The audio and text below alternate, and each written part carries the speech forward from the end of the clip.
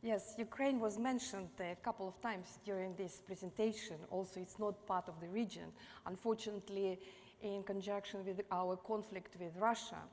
And I can't resist actually going a little bit back in our history. And when actually Chernobyl exploded 30 years ago, it recently has been celebrated. And I was living through this really quite wholesale evacuation and cleanup, and also experienced all these deficiencies of and difficulties life through the living through common economy. And why is it relevant?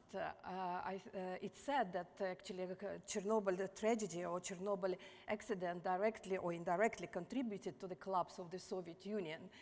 And this is based, and this is all led that 25 years ago, the EBRD, European Bank for Reconstruction and Development, has been set up with a clear mandate actually to build a free market economy in former Soviet Union and Eastern and Central European countries. And here we are, 25 years, remarkable achievements, more than 100 billion euros invested for thousands of projects, and we still, there was a question about our identity. We still strong believe that we haven't lost it, and we have it. And our focus is and will remain on private sector, because we do believe that it plays important and crucial role in fostering reforms.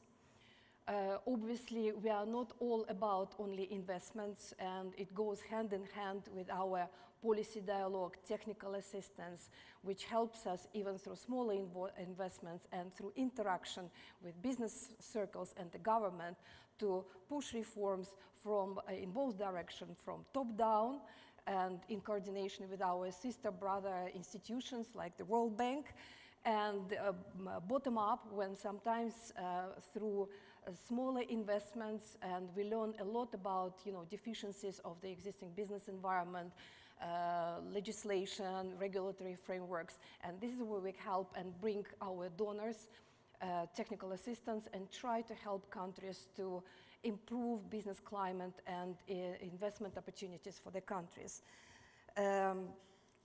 EBRD started in this former Soviet bloc. Eventually, we started our geographical expansion. At the beginning, we were only, it's only former Yugoslavia and Albania.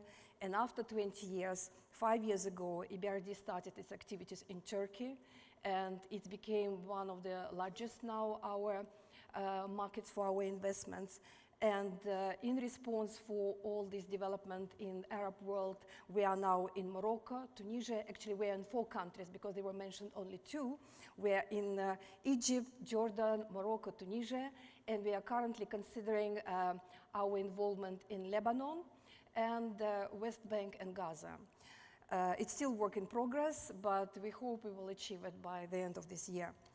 Yes, we are newcomers to this very dynamic region, but today already I would say that we achieved 3.5 billion investments, euro investments for more than 100 projects, which I think quite remarkable given such a short term of our involvement. Always the first question when we even started our activities, to which extent our experience accumulated in other part of the world will be relevant to a completely different part of the world, where actually the market economy was, with all this deficiency, already functioning. But as I mentioned before, that our focus and on the private sector actually remain relevant and useful for development our activities in this region.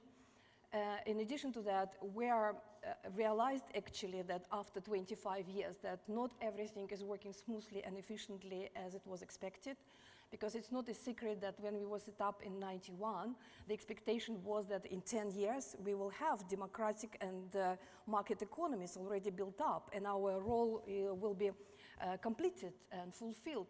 But unfortunately, it's probably will take now the opinion and view generations to work hard on improving and creating, these market economies. And my country is probably one of the good examples of that, but we're still quite optimistic about the future.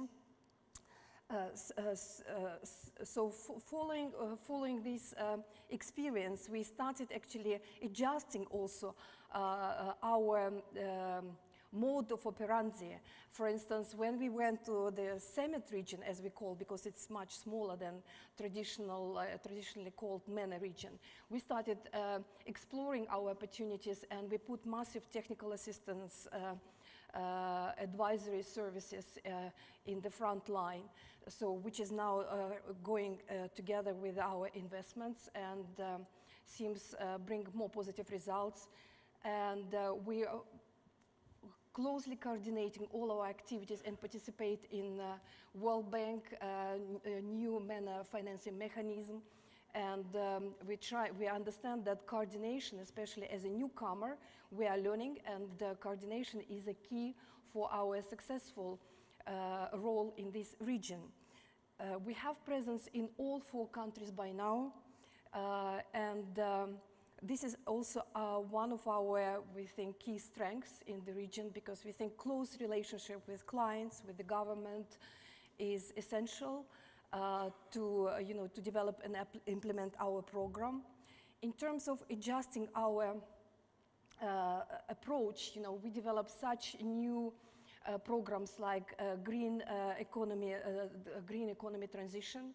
And for the first time after 25 years, we just adopted gender strategy. It was mentioned by my colleague here already, and EBRD in all its projects is trying to implement as much as possible this financial inclusion for young people, for disadvantaged region, to ensure that we will contribute to sustainable growth.